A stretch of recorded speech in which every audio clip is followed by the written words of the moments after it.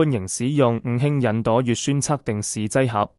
以下是你將在包裝盒內找到的所有附件，請在使用前確認所有附件齊全。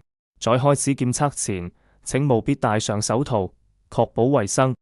盛取晨尿，請注意，需要收集早上起床後的第一次尿液作為樣本，以確保結果的準確性。使用開瓶器打開安剖瓶，並將其置於底座上固定。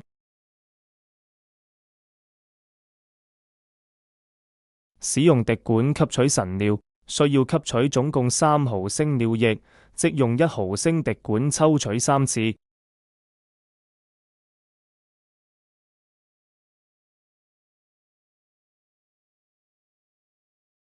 充分搖勻後，靜置5分鐘，等待沉澱物呈現最終的顯色粉型。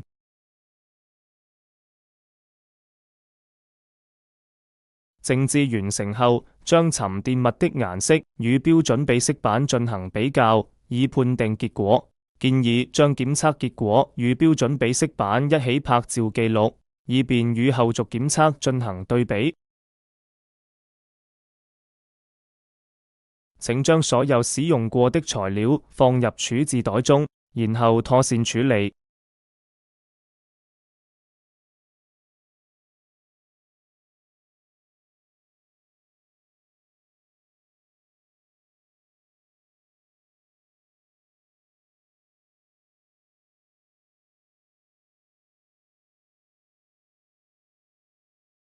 謝謝觀看，祝你健康。